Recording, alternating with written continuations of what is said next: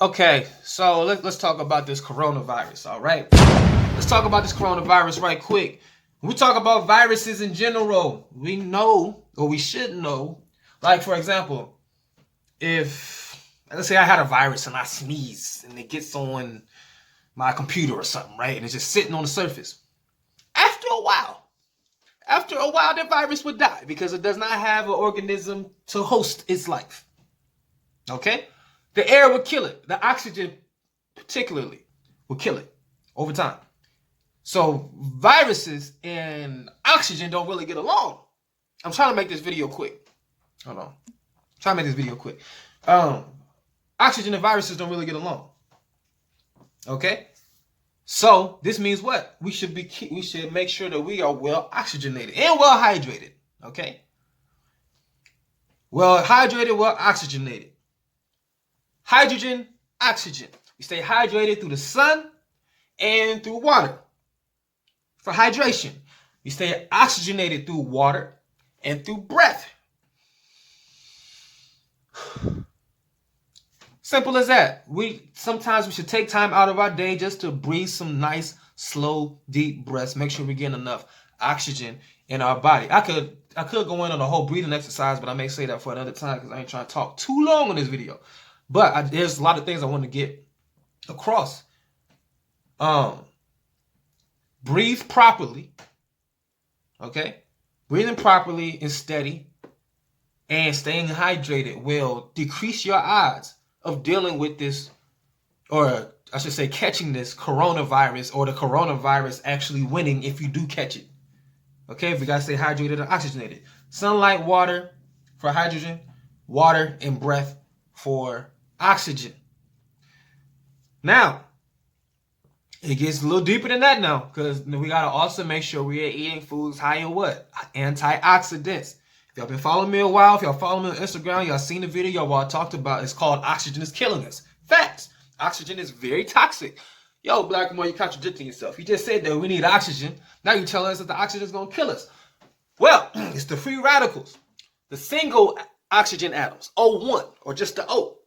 Toxic. That's why you need antioxidants to anti that shit. All right? We need O2. We need something stable. We need two atoms of oxygen to come together to stabilize. Because when they are on their own, they're radical. They go crazy. They need to link together to stabilize out, or they go wild. That's why you need foods high in antioxidants, high in vitamin C. All right? And we also need foods with iron, plant-based. We don't want that heme iron. You're dealing with a class 2 carcinogen in the red meat when you're dealing with the heme iron.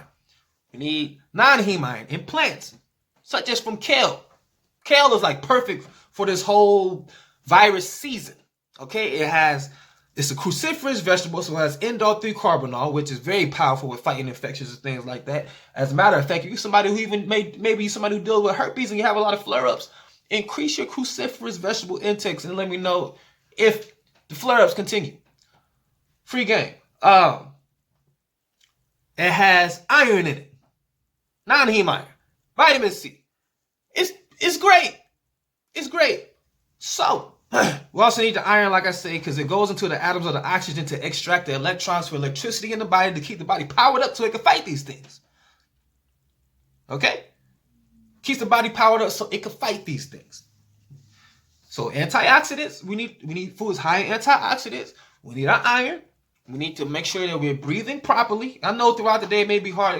I ain't expecting you to consciously breathe throughout the day, but take some time. Take about 5-10 minutes every once in a while and just sit down somewhere and just relax and slow down your breathing. And make sure you stay hydrated, drinking enough water, and get enough sun. And increase your cruciferous vegetable intake. Your broccoli, your Brussels sprouts, cabbage, kale especially around this time. Okay, make you a power smoothie with the chlorella. You just need a teaspoon of chlorella. Some citrus fruits, like some pineapples or some oranges or something like that. And throw in a cup of raw kale. Maybe even 2 cups of raw kale. Very powerful. Very powerful.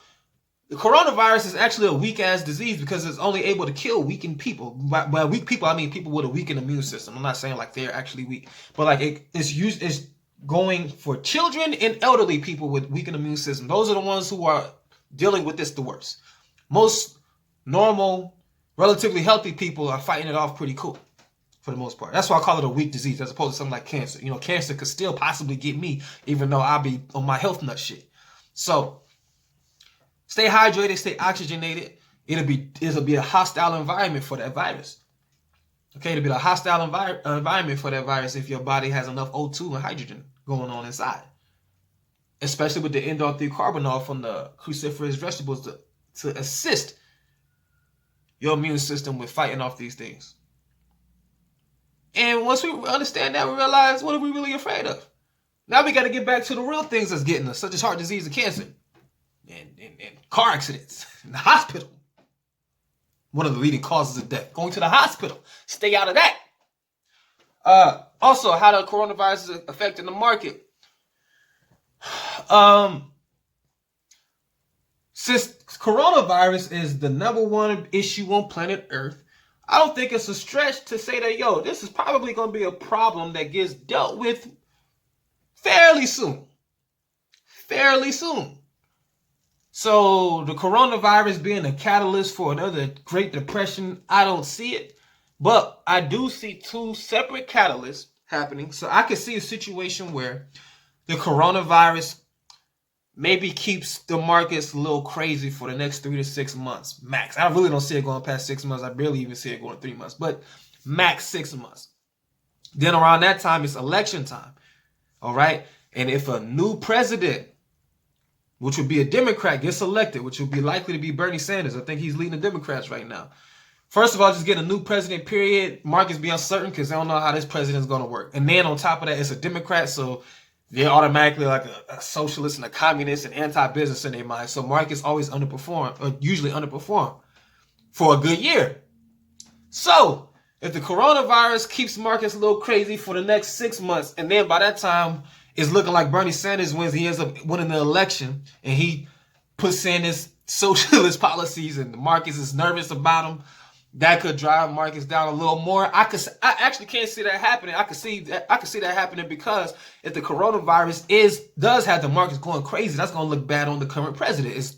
Presidents usually can get reelected if the economy and the markets are doing great. When they're not, it increases the odds of them not getting reelected. You feel what I'm saying? So that's something to keep an eye on as far as the investment aspect of this coronavirus is concerned. All right. But outside of that, just on some pure, because that's all emotional. Keep in mind, everything I say, that's pure emotional. If you're in the course, it's a little bit more detailed, different metrics I'm looking at, but just understand it's pure emotional. I haven't really seen any convincing fundamental data to suggest that we were going to be in some crazy economic depression or anything like that. I could be wrong. I always have the right to be wrong because I'm human, but I just don't see it. I see this all as emotional reactions. Even when you consider how the markets was making new all-time highs for a while. Coronavirus breaks out, we get historical drops.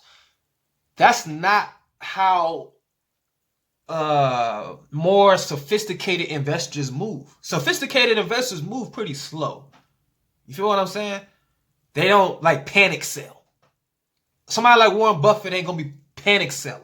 They take their time. They usually gonna see things coming from a while away anyway, so you would have already seen some selling pressure happening before that happened, if it was something like that. This is what tell me this is an emotional reaction we're seeing from the market, nothing really fundamental, so we just gotta wait for people to get out their feelings. All right? I think I got the most important things out the way as far as the coronavirus is concerned. Make sure your children are staying well hydrated. Teach them to breathe properly at times. Of course, they're not going to be like that throughout the whole day, but sit them down for a few minutes out the day, 5, 10, 20 minutes out the day, and just have them relaxing.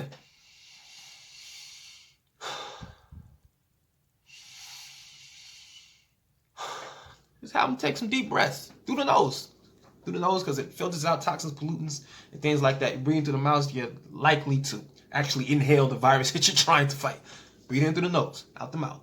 I think that'll wrap up this video. If I get some time later, I will go live again because there's still some other things I want to talk about with this coronavirus. But make sure y'all subscribe and hit the notification bell and all that if y'all watching this on YouTube. Chime in with your comments below if y'all got questions, whatever.